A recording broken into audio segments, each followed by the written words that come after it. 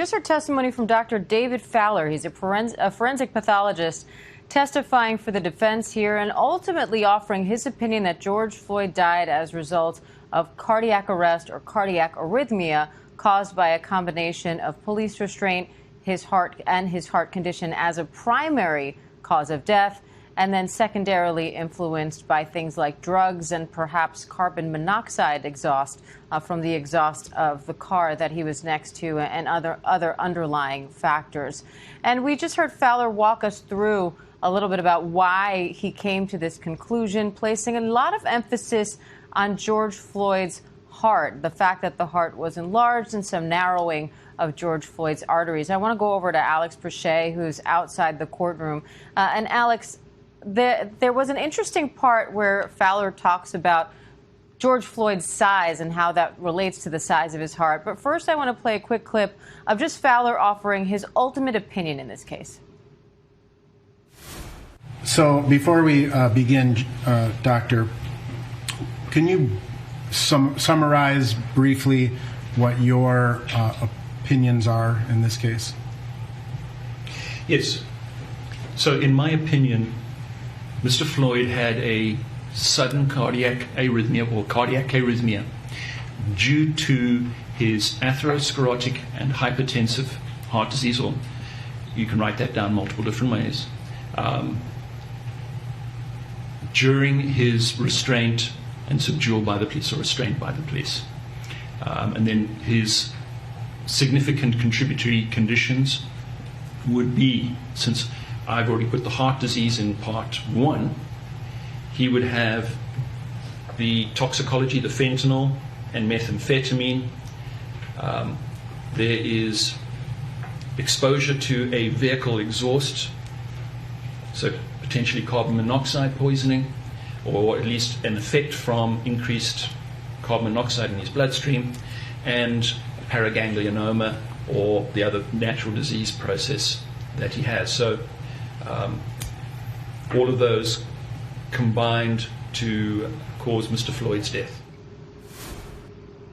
So there you have it. That's Dr. David Fowler. He's a forensic pathologist, again testifying for the defense, offering his opinion that George Floyd died as one of the primary conditions of his cause of death was his heart disease, not just law enforcement restraint. And again, I want to go to Alex Brachet, who's live outside the courtroom, with a little bit more on Fowler and some of the things that came out of his testimony, Alex, as he elaborated on this. One of them was him explaining that because George Floyd was a big guy, that you would expect him to have a big heart, but that even when you factor that in, he was in the 95th percentile. And so for Dr. Fowler's standards, he says that puts him in the category of an enlarged heart. That's absolutely right, Diane. And actually, Fowler talking about George Floyd's size does two things, right? We've heard the defense already try to lay the groundwork that Derek Chauvin felt like he was potentially outmatched or overpowered with George Floyd in his use of force. Dr. Fowler, again, highlighting George Floyd's size as being a large individual, someone that he would expect to have a larger than an enlarged heart. But also in saying that, I mean, there are other causes here for his heart to be enlarged, pointing to the use of methamphetamines. It really starts to kind of muddy the waters. And you heard earlier the questioning about the five manners of death, be it a homicide, a suicide, an accident, or undetermined. And the defense really trying to lay the groundwork for the reason why a homicide may have been listed in that autopsy report, but also noting that there's a part one and a part two in terms of causation there. It's really trying to lay the groundwork for potentially muddying the waters for cause of death for George Floyd. And I want to bring in Terry Austin, host and legal analyst at the Law and Crime Network, for a little bit more on this. Terry, I found part of Fowler's testimony also interesting because as he's talking about George Floyd's size and how he's in the 95th percentile, he describes it first as the top end of normal before he then says, bottom line, he had an enlarged heart. And it reminded me of the testimony that we heard from the prosecution's witness, who was a cardiologist, saying that some might consider George Floyd's heart to be slightly enlarged. Some might even consider it normal. And now we have the defense's witness kind of using both of those words in that description. Well, that's right. And you might see that what I think we're trying to get here is a cardiologist might look at the heart a little different. You saw Fowler try to explain the difference between how a forensic pathologist might look at an enlarged heart or the narrowing of the arteries, while a cardiologist might look at it a little bit different because they're looking at live patients.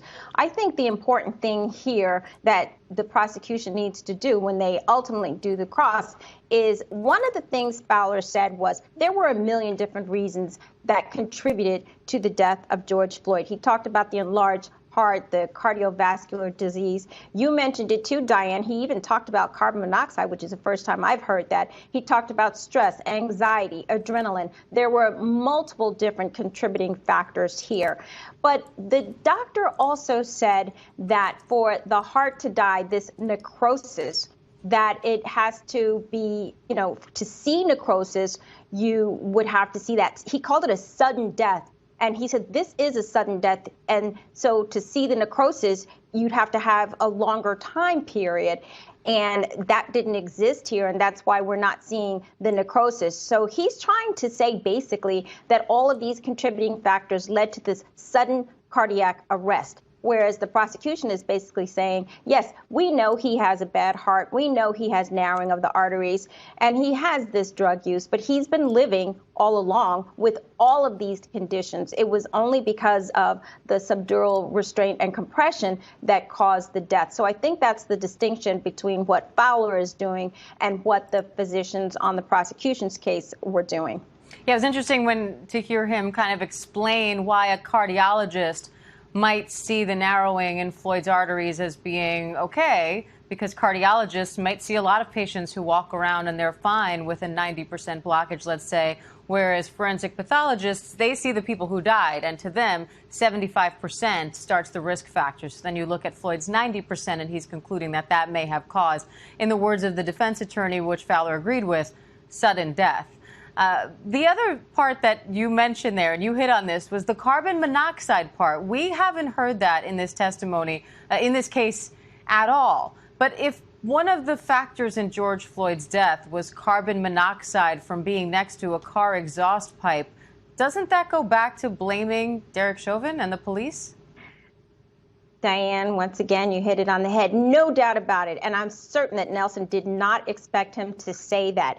Yes, they left the car on and it was running. And we've heard that evidence before, that the car was on for a long time, that George Floyd was placed on the street side, all of these issues that might actually lead back to the fact that the police officers, and Chauvin in specific, were part of the cause of George Floyd's death. So the fact that this car was running on battery or however it was running, carbon monoxide was going the whole time. He was in the prone position. His face was close to the ground. Absolutely, that would be another contributing factor. And you could appoint that to the fact that the police officers put George Floyd in that position. So I think when we hear the cross-examination, the prosecution is going to pick up on that. We picked up on it. So I think the jury may have picked up on it. And that's going to have to be cleaned up by Nelson at the end of the day when he does his summation. And Terry, you heard Alex Prochet there talking about the reference to Floyd's size in the context of this conversation. We actually have a clip of when that came up. I want to play that for you and get your reaction. Mr. Floyd was a very tall, robust-looking individual. So I would expect him to have a larger heart. And so the type of study, such as the Mayo study, where they put in the sex of the individual, male, the height and the weight, and then come out with, as part of that calculation, accounting for that, the 95th inclusion rate would top out at 510 grams in this circumstance. So Mr. Floyd's heart weight at 540 is outside this range. I will tell you, there are multiple studies. There's another one out of Chicago and Northwestern University, which has even broader range and would indicate that Mr. Floyd was within the 95 centile, but still right up at the very top end of normal. Bottom line is he has an enlarged heart. So, Terry, that was a very long explanation there to get to that bottom line, that Fowler is concluding that Floyd had a large heart. But this aspect of comparing him, if you were to take a male who was 5'5" and only 120 or 130 pounds, him sort of painting this visual picture of a smaller man who you would expect to have smaller organs versus Mr. Floyd, who was large in size and he called robust. Is there a strategy there to try to remind the jury, remember, this was a big guy, since that's part of the defense's defense here, that Derek Chauvin had reason to use force against George Floyd because of his size?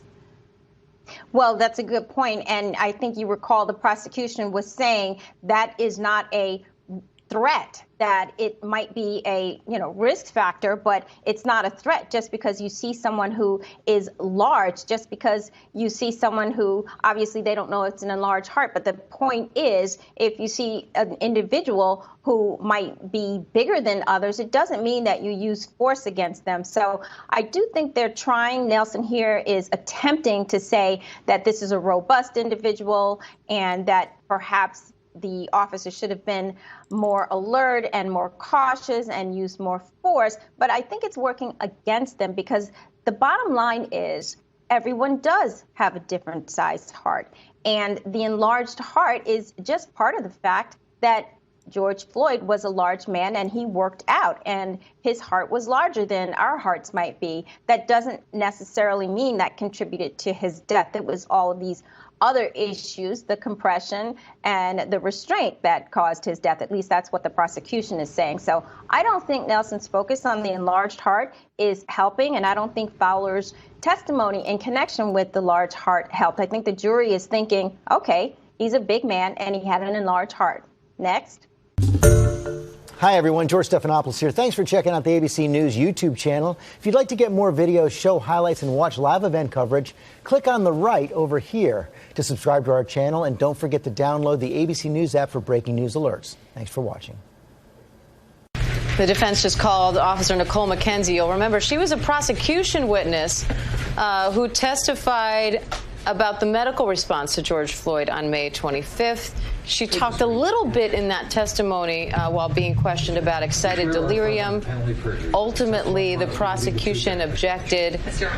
They didn't continue with that line of questioning, but the defense then asked to call her as their own witness. And let's have you state and spell. So we're going to see how this questioning goes with Nicole McKenzie, but we are expecting to hear her talk about excited delirium today. Kenzie. Mr. Nelson. Thank you. Good morning, Ms. McKenzie. Morning. Officer, I apologize. I'm sorry. You've previously testified in this case, correct? I have. And just to refresh the jury's recollection, what is your role again with the Minneapolis Police Department? I'm the medical support coordinator for the department. Okay. And in terms of... Could you take your mask down? Yes, sir. Okay. Thank you. In terms of the training that you provide to officers, fair to say that the training consists of both academy training and veteran officer training called in-service? Yes, sir. And in terms of the training that your department provides, does your department provide excited delirium training to officers in the academy? In the academy, yes. And that's not something that routinely is given to the veteran officers? Correct. All right.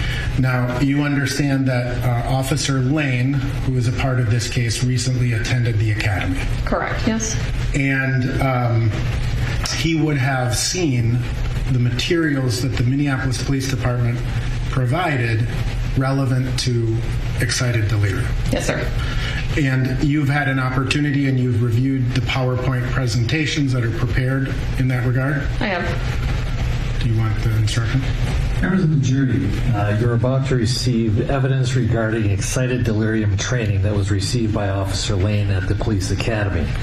This is being offered for the limited purpose of explaining why he used the phrase excited delirium on May 25th, 2020, and what that meant to him. This is not being offered as state of mind or knowledge of the defendant, since we have no indication in the record that this defendant, Mr. Chauvin, took this training. So accept it only for that limited purpose regarding Officer Lane. Mr. Nelson. Thank you. Just going to show you, this has been pre-marked as Exhibit 1053. Does this appear to be the training materials the Minneapolis Police Department provides for officers, cadets in the academy? It does. Does it, and just skipping through, does this appear to be a accurate copy of that? It appears to be so. And I'll just kind of scan through fast.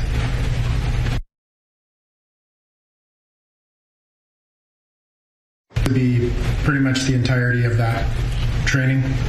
It looks like it, yes. Okay.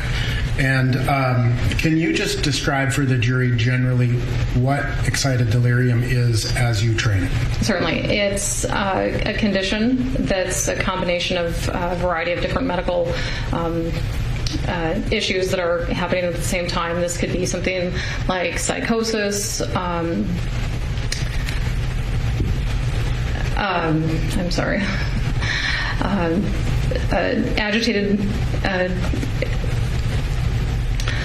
agitated delirium.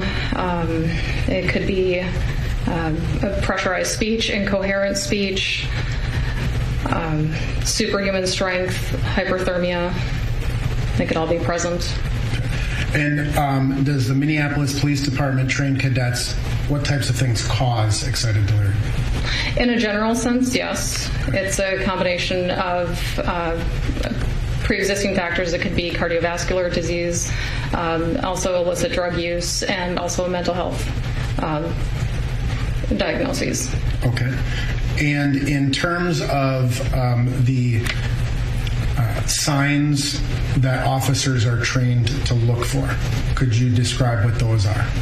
Yeah, we do use an acronym to correlate with that, and we use the acronym of NOT a crime.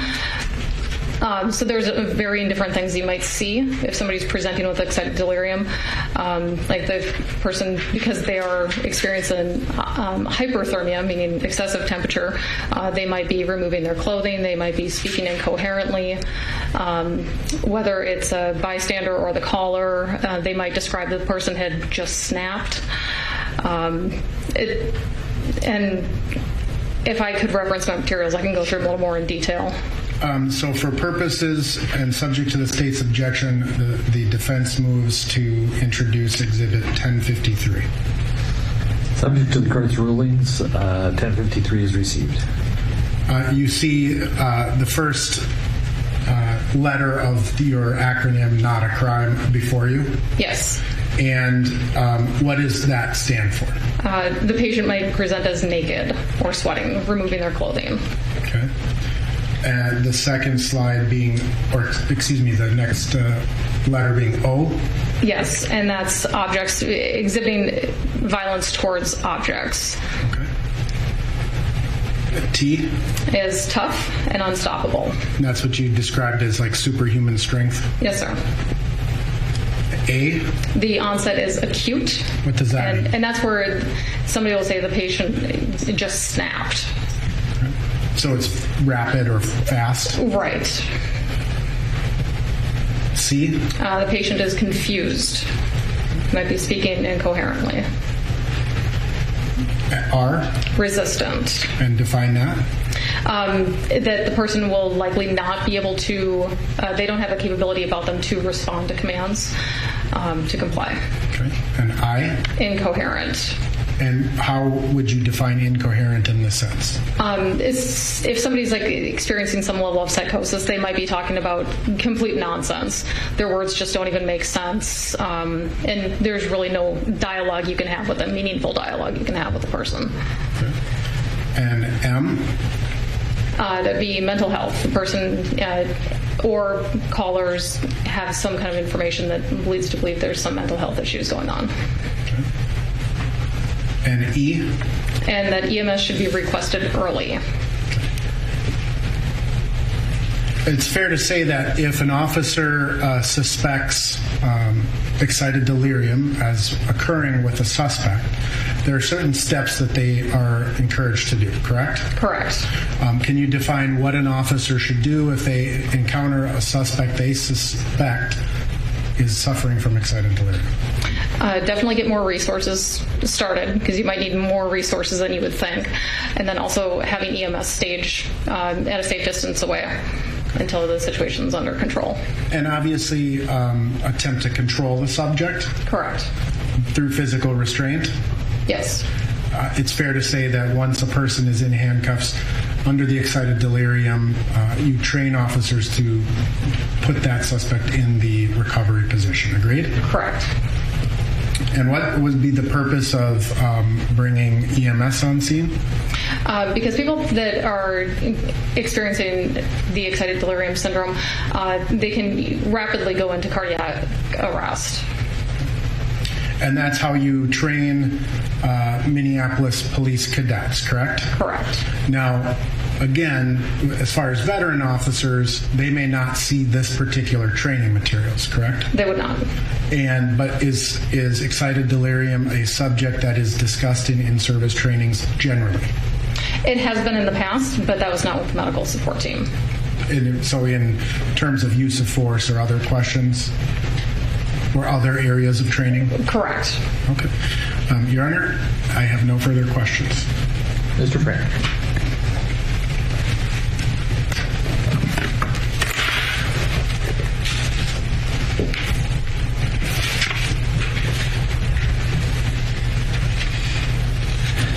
Thank you, Your Honor. Officer McKenzie, I have just a few follow-up questions for you. So the basic training on excited delirium with cadets or recruits is what to look for? Correct. And then secondly, what things they can do? Correct. And one of the things that they are told to do is to put the person in the side recovery position, correct? That is correct. And that's to help facilitate breathing.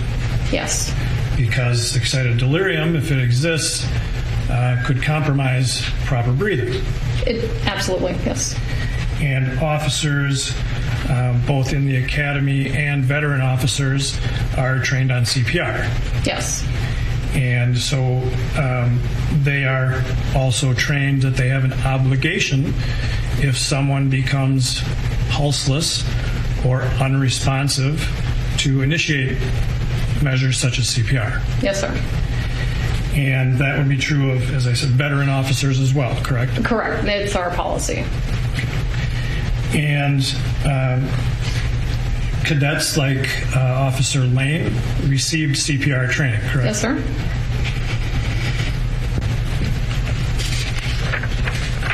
And an officer like Mr. Chauvin would have received CPR training on a regular basis. Yes. You were asked about the acronym to help identify potential markers of this condition. Yes. Would you defer to an emergency room doctor on whether someone is actually experiencing excited delirium? Absolutely. It's not our place to diagnose that. I have nothing further, Your Honor. Hi, everyone. George Stephanopoulos here. Thanks for checking out the ABC News YouTube channel. If you'd like to get more videos, show highlights, and watch live event coverage, click on the right over here to subscribe to our channel. And don't forget to download the ABC News app for breaking news alerts. Thanks for watching. Judgment of acquittal, Mr. Nelson.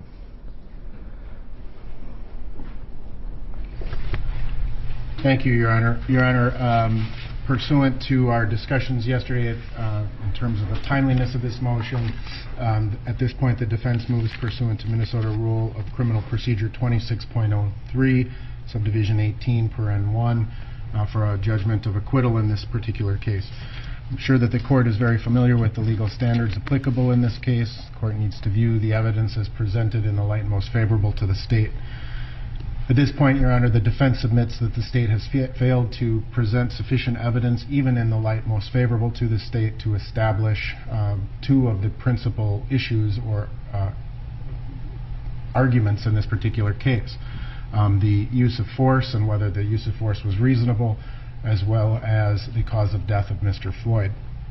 Starting first and foremost with the use of force, what the state has essentially done is provided 6 different opinions from various police officers or use of force experts, all of which seem to contradict themselves or each other. For example, Sergeant Pfluger testified, and Sergeant Pfluger and Jody Steiger, I would say, are the only two who have had a consistent opinion that the use of force became unreasonable at a point that Mr. Floyd ceased struggling. Mr. Zimmerman, or Lieutenant Zimmerman, had the opinion that even at the point of, that the force became unreasonable, use of force became unreasonable when Mr. Floyd was handcuffed. Chief Arredondo, I think, approached it from a different perspective because that was more of a civil employment standard and it was a violation of MPD policy versus a real statement in terms of the use of force. Ultimately, the 2 experts that the state has presented, Jody Steiger and Seth Stoughton, are 2, they even disagreed with each other. So you have a myriad of inconsistent, complicated use of force opinions that really demonstrate the difficulty of establishing beyond a reasonable doubt that the use of force was objectively unreasonable, which is the standard under Graham versus Connor. Well, they all ultimately said it was objectively unreasonable at some point. The question is when did it become? And we have, again, 6 or 7 different opinions on that. In addition, Your Honor, in terms of the medical evidence, you again have, as the court is aware, the cause of death. It has to be proven beyond a reasonable doubt. You have the testimony of Drs. Tobin, Dr. Rich, and Dr. Smock, who ultimately testified as to, and Dr. Lindsay Thomas. Those 4 doctors ultimately concluded that it was an asphyxial death. However, the state likewise presented Dr. Baker's testimony, which in large part, while he declared it a homicide for medical purposes, which is not a statement of criminal obligations, or the criminal standard, Dr. Baker suggested something much different, which was that Mr. Floyd's heart simply couldn't handle the stress of the circumstances. So, Your Honor, the state has essentially introduced doubt in the context of providing multiple opinions from multiple experts, all of which seem to contradict each other, and for that reason we would ask the state to, or excuse me, ask the court to grant the motion for judgment of acquittal. Okay. For the state?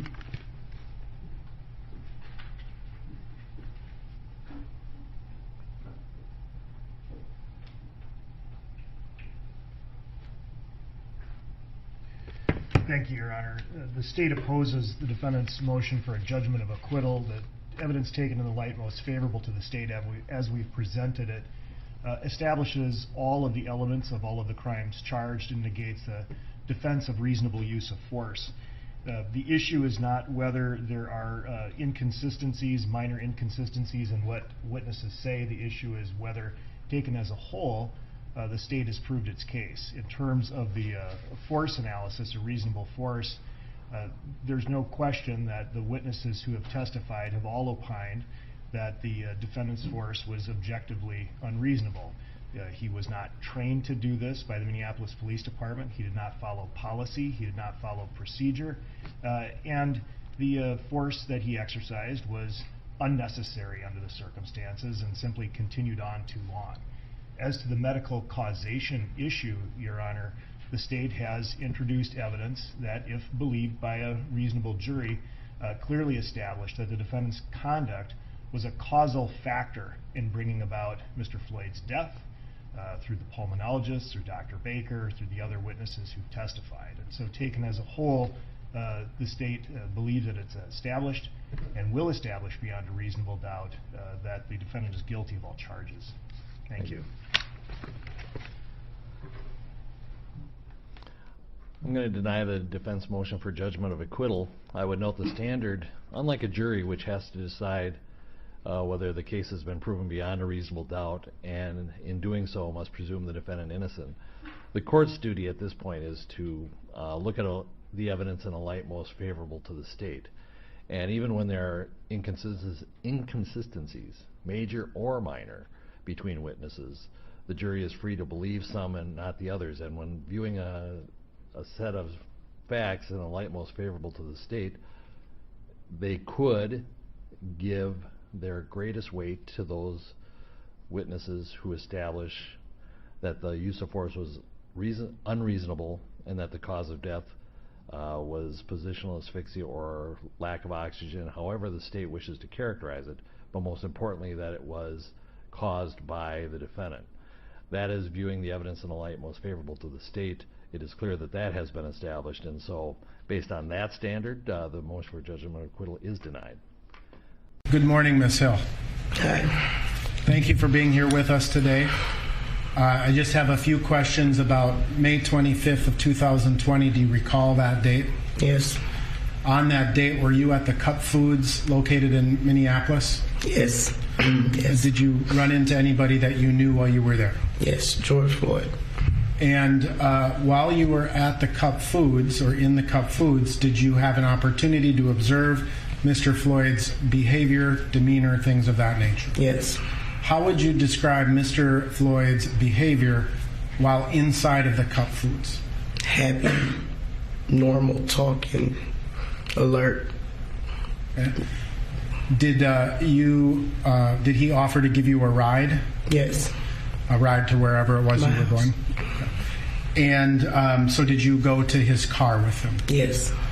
Once you got into the car, did you observe any changes to his demeanor? When we were in the car for the first 8 minutes, we were talking and, hugging, talking about what we were about to do. And then I got a phone call. And so I was on the phone for the rest of the time until the little boys came to the car. He fell asleep at that time. So at some point during the course of the time that you were in the car with Mr. Floyd suddenly fell asleep, yes. Right? And the phone call you received, was that from your daughter? Yes. And so you were talking with your daughter during that time? Yes. And you described, would you agree that at some point, you said some little boys, are those employees of the yes. store? Sorry, yes. That's okay. The store employees came and approached the car, correct? Yes. And at that point, Mr. Floyd suddenly fell asleep? He was already asleep. He was already sleeping? Yes, when they came to the car. And when they came there, I tried to wake him up. They tried to wake him up. I tried to wake him up over and over. And his friend tried to wake him up, and he woke up. Then he'll say something. He made a little gesture, and nodded back off. Okay. He did that a couple times. Was that a kind of a sudden change from how you observed him in the store to the car? Yes, but he already told me in the store he was tired because he had been working. There is an objection. Hold on. Objection, grounds? Leading, yes, the answer is stricken. Overruled. And so at some point, did the store clerks leave the side of the car? Yes, I told them that I would wake him up and send him in there because I didn't have the money on me. I used my money. So. Okay. And did you continue to try to rouse yes. Mr. Floyd? Wait till he finishes the questions so that we don't overlap. Okay? Because the court reporter is taking everything down. It's really hard to be over. Oh, okay. Okay? Thanks. Thank you. So did you continue to try to awaken Mr. Floyd? Yes, I tried a couple times, but then, I just let it go for a minute because I was back on the phone and all right. And the rest of it. And did the store clerks come back to the car a second time? No. Okay. And were you, at some point, the police officers approached the car? Yes. And Mr. Floyd was aroused by the police? Yes. I have no further questions, Your Honor. Mr. Frank.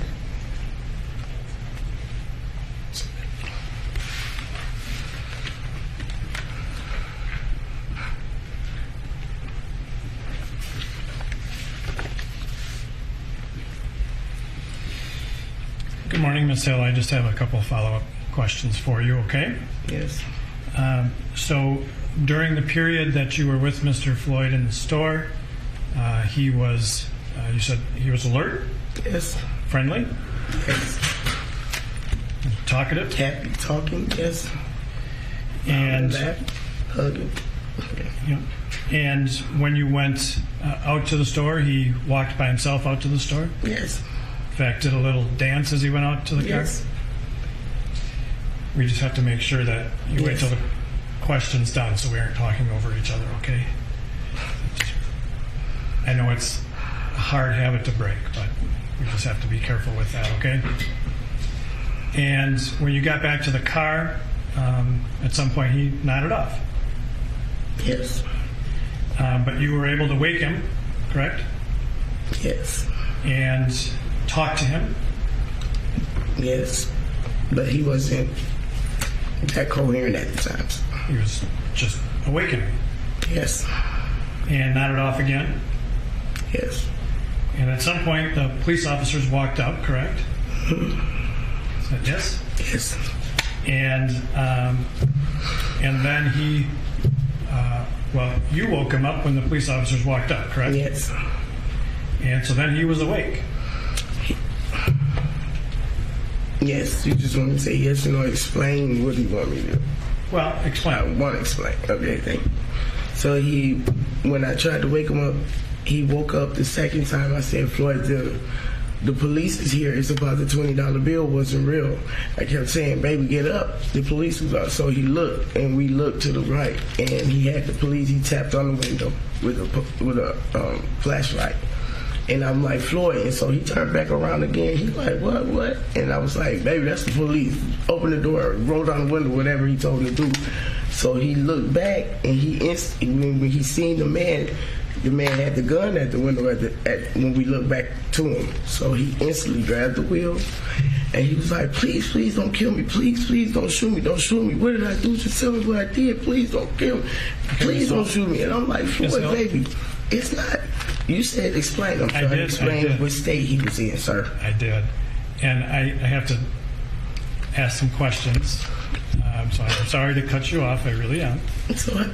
But I want to go back and just cover one thing quick. Where were you sitting in the vehicle? In the back right passenger seat. Okay. And so when officers came... Back passenger seat.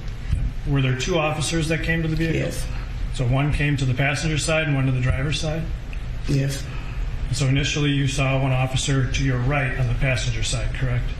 No, I was up I'm trying to wake him up, so I'm in the middle, like at the time, when the police were there. That's how I was able to see him too, we both looked at the same time. Yeah. And when he was, during this time period, coming out from Cup Foods and being in the vehicle, did he complain of shortness of breath at all? No. Did he complain of chest pains at all? No. And other than being sleepy or nodding off a little bit, did he seem abnormal to you in any way? Not at all. And did he seem startled when the officer pulled a gun on him? Very. I have nothing further, Your Honor. Very.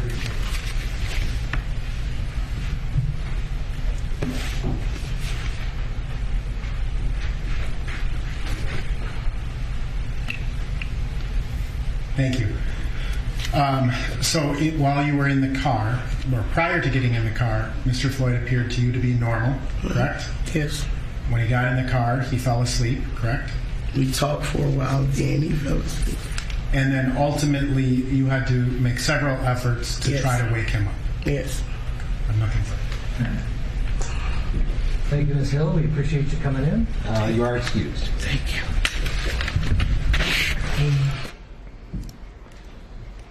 So again, that's Shawanda Hill. She was the woman in the car with George Floyd on May 25th. We saw her on some of the police body cam footage. She testified that while in Cup Foods, that George Floyd was happy, he was normal, he was talking, and he was alert. But she says once he got back in the car that Floyd was sleepy. She says that for 8 minutes, they were talking and everything was fine. And then she received a phone call. She got on the phone. And the next thing that she noticed, the police, by the time the police came to the car, she said that he had fallen asleep. She also said that when the Cup Foods employees came out to the car, let's listen to what the defense is saying here.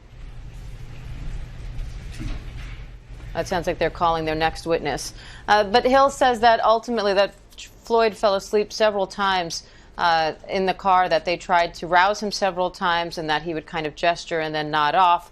But ultimately he was awake and alert once officers approached the car and one officer pulled a gun on George Floyd there.